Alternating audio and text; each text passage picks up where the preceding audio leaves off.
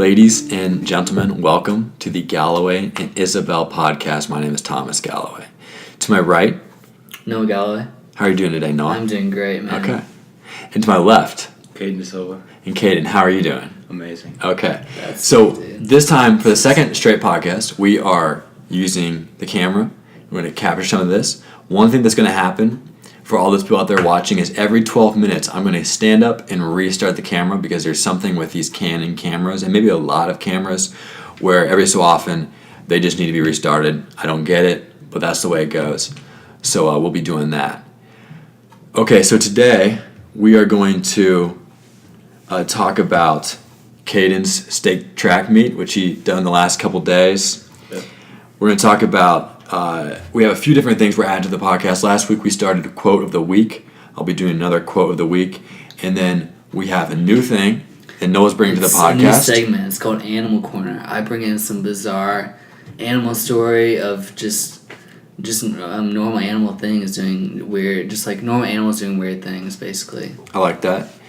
And then, we'll just see where the podcast takes us and see what happens. Right on. I like doing that, Let's do it. Maybe not always have an exact plan, but just Right. sort of, We get can into improvise and be it, see what creative. happens. Okay.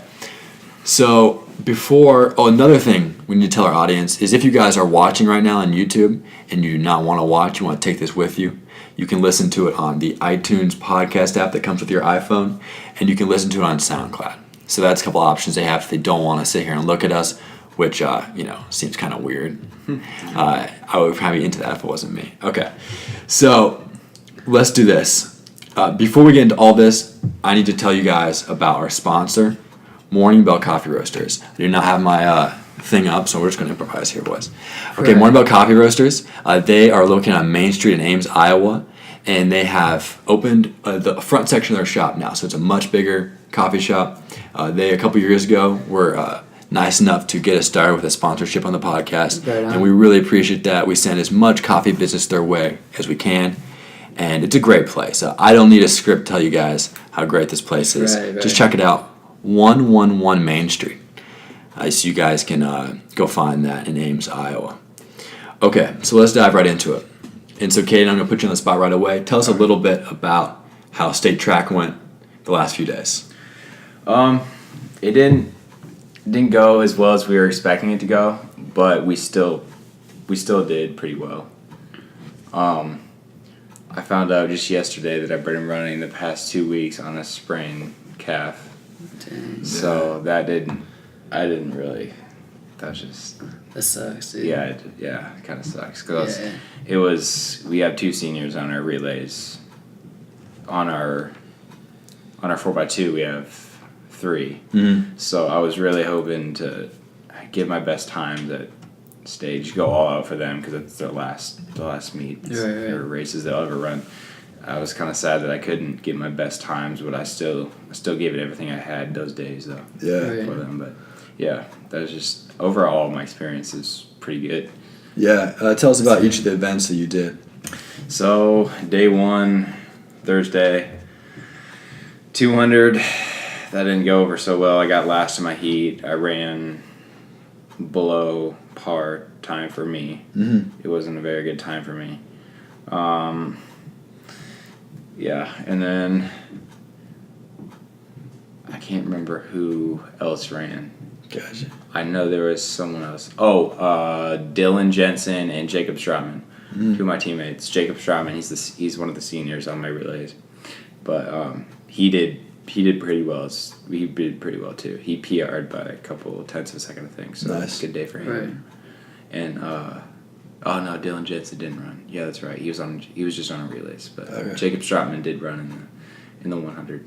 Right. So yeah, Right. he had a decent day. Yeah. That's Good good. Go ahead. Yeah, and then Friday we had the 4x1 prelims, Mm-hmm.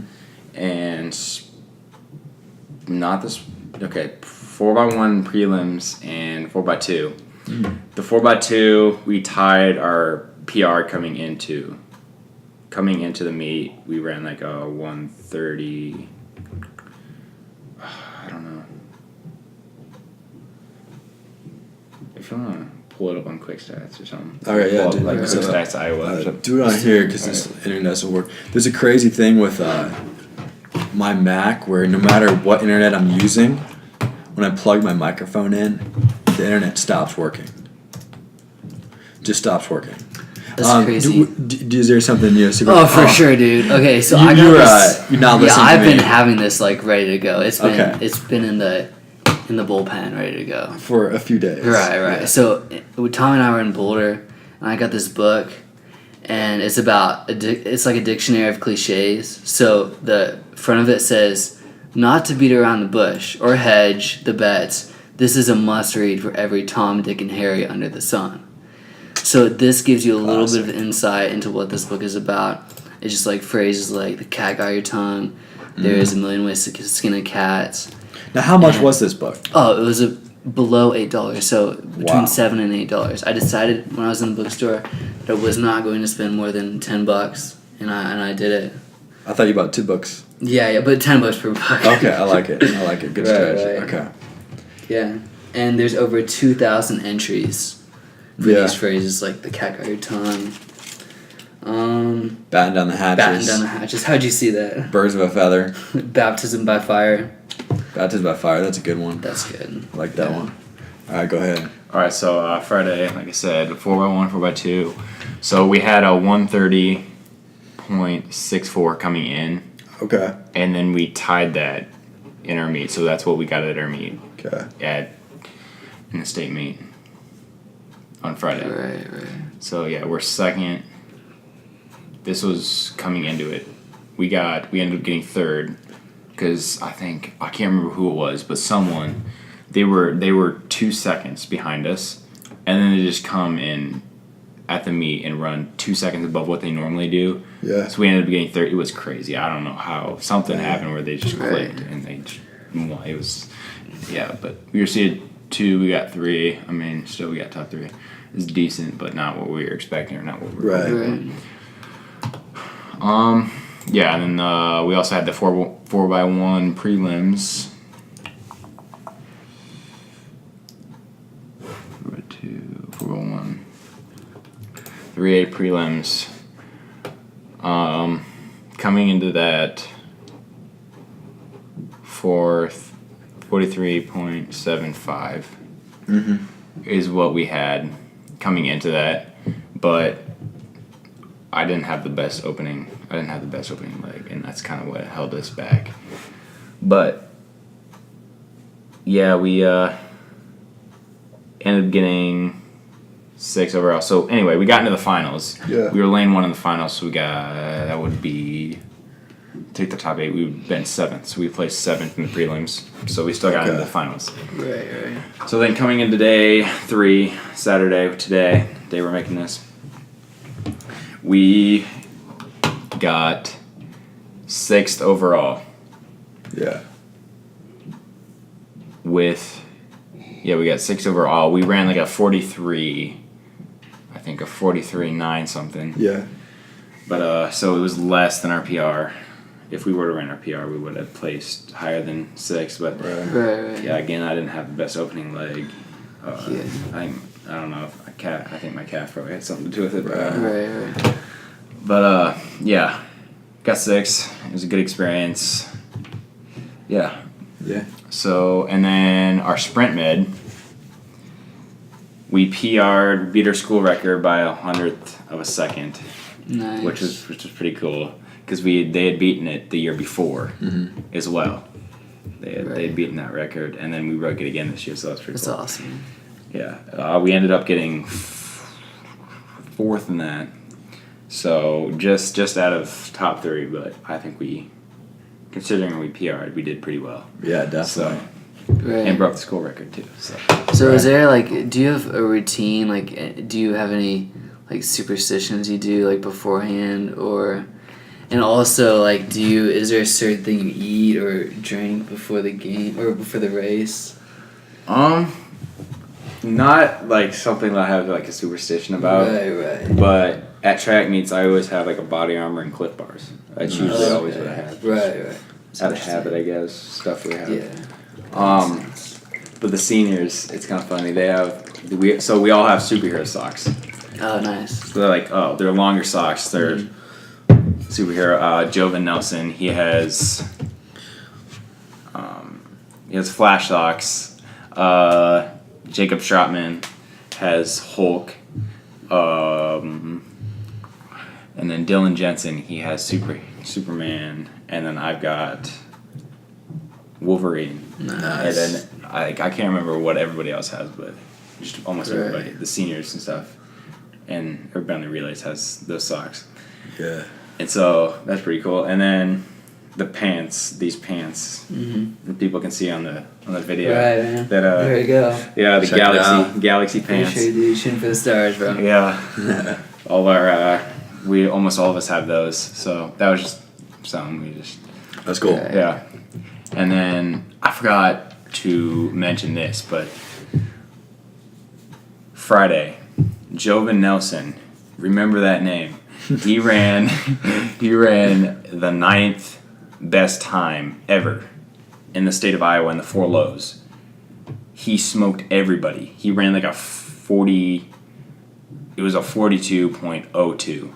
It was crazy. 9th best in Iowa ever. What, 52? 52. There you go. Yeah, 52. I was smoking. Yeah, and he was at least 20 meters in front of the next guy. The second place dude was 20 meters behind him. It was just crazy. And then he's number 1 in the nation for 4 lows. Wow, that's wild. Yeah, that's end impressive. of the season. Yeah, that's really.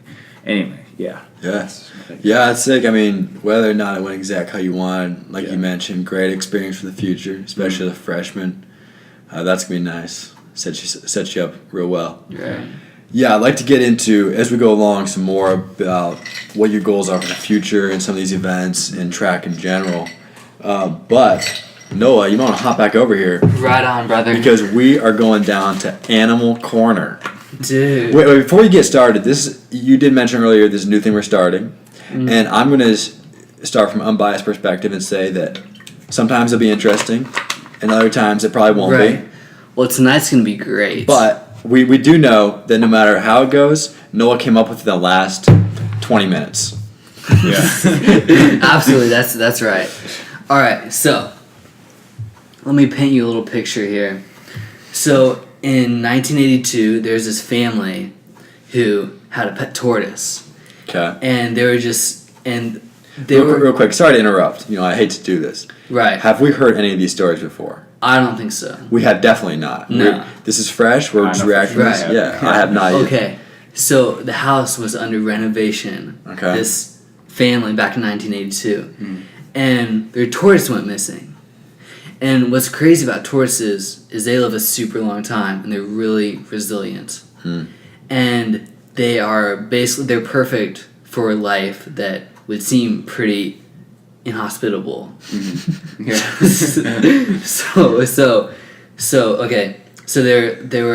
they couldn't find this pet.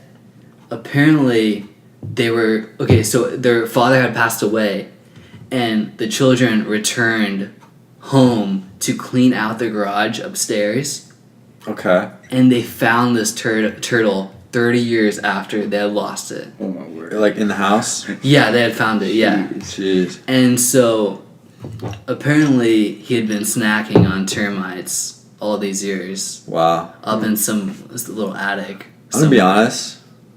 I thought it was going to be a little crazier. Yeah. Really? Yeah. I thought it was going to be like they put him buried him in concrete or something, he's still alive or something, stuff like that. But, I mean, like, don't you think 2 But- decades is still- pretty that's- sick? I mean, yeah, it's impressive. I'm not going to lie. Right Yeah, on. it's like, Right on, guys? that's like some orca level stuff. Right. Yeah. So do you guys have any questions or do you guys think this is kind of implausible? Well, I mean, it definitely happened. I would not expect. Tortoises are pretty impressive. We were watching, what was it, some clip or some Planet Earth thing about how they follow when they hatch on the sea, next to the sea, they start to crawl towards the ocean, right? Right. Yeah, there's like sea turtles or something like that. Yeah. And it's kind of a mad dash to the ocean. But when and what happens seagulls. is the cities or city lights or car lights or something throw it off it's something like throws him off. So there's all these turtles walking the wrong direction into traffic, basically. Man. Yeah, it was hilarious. That's wild. No. Yeah, and actually, so in their back on the story, when they're cleaning out, they were taking these like broken records to the dumpster, and the neighbor asked him if he was intending to throw out the tortoise that was holed up inside of some like box or something, and then they couldn't really believe what was happening. How'd the neighbor know this? I don't know. It just. Wait, you didn't tell us the whole story about the neighbor? Oh, dude, yeah. No, you can't leave that part out. It was a thing that I kind of missed because I started this research 20 minutes ago. Yeah, I mean, this does come back to the procrastination. Right. But you know what? That's part of it. And you'll get better. Yeah, Next time you'll start 22 minutes before the podcast. Right. Okay, so do you have another story, right? Yeah, I just one more story. Great, okay. Okay, so you know how there's a queen bee. I think that's what you call them. Yeah, queens. definitely. Absolutely. Yeah, so there's this one guy, he went into this mall, did some shopping, he came back out, and apparently the queen bee had accidentally got into the car, and there was a swarm of 20,000 bees like on the car because they were trying to find their queen bee. Wow. And then that's pretty crazy. Yeah, and then all that 20,000 swarm, they were just like on the car for multiple days, and they followed him home for 2 days, and they were just like chilling outside of his house. And eventually they got the queen bee out, and they were reunited, and everybody was super stoked. All the bees were happy again. Dude, I bet. Happily ever after. Crazy. So that was Animal Corner, yeah. Noah Galloway. I think we missed the last 4 or so minutes. We're not recording on the thingy. It happened. Sorry, guys. But yeah, I mean, thanks for your contributions to the podcast. For sure, dude. Hopefully next time they'll be a little better. Absolutely. But no, I'm just playing with you. It's a great start. The bee one, pretty crazy. Yeah, insane. Yeah. 20,000 bees trying to get their leader back. Their leader, their queen. Okay, so we are now on to quote of the week. And so last week I mentioned a quote, or 2 weeks ago I mentioned a quote from the Zen and the Art of Motorcycle Maintenance. I talked about the high country of the mind. Right. And that in the last podcast, you guys can check that out. Really interesting stuff, I think. But I have a couple more quotes from that book. And I finished it up like a week ago. And I want to complete that book with reading a couple quotes from it that I think are pretty helpful. Okay, so another quote. Is it hard? Not if you have the right attitudes. It's having the right attitudes that's hard. So something is not necessarily hard. It's just having the attitudes to actually do it that's difficult. Building up those attitudes, finding the right attitudes, perseverance, willpower, whatever it is. Yeah, there's Jovin's interview. In his full interview, he had an amazing attitude. In that interview, he talks about, I can play it later if you guys want to see it. Yeah. Right. He was talking about how it was crappy weather when he was running. It was raining, Mm-hmm. it was wet, miserable. I don't know. Yeah. Right. Not great. Not great conditions. And he goes out there and drops that. And after the race, he's just like, well, everybody else is complaining about it. I mean, I'm here. We're going to run this anyway, so there's no use complaining. I'm just going to go out here and do this. Yeah. Right. And I could show you guys that interview. But, yeah, he just has an amazing attitude. And he's an awesome dude. He's a really good teammate. And I was honored, blessed to be able to run with him this year. That's really cool. That's really awesome. He's a good mentor too. So Yeah. Great. Yeah, I like that about just to a certain extent accepting things the way they are and just dealing with them. Mm-hmm. And we kind of talked about a couple weeks ago about having the balance between accepting things the way they are but still wanting something better than the way they are. Like if it's something you can change, to change it. So, okay, this is one thing a lot of people do is they'll either try to change every single situation, worry about every single situation, the things they can control and even the things they can't. And then there's people on the other end of the spectrum who don't worry about any type of situations. Yeah. The things they can control or can't control. The really difficult point is trying to find the area in the middle on that spectrum where you are controlling the situations you can control and not worrying about the situations you can't control. That's a really difficult balance to do, and not many people can get there because they're either worried about everything or nothing. Yeah. But you should be worried about some stuff or want the better situation in some areas because you can make it better. Yeah. We gave the example of MLK. If those type of people were too chilled out, we'd never get transformations Right. and any of that.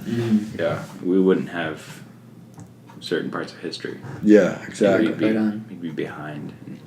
Yeah, you need people who are happy with situations to make them better. Right. So that's quote number 1, and I have another quote from the same book. It's the sides of the mountain which sustain life, not the top.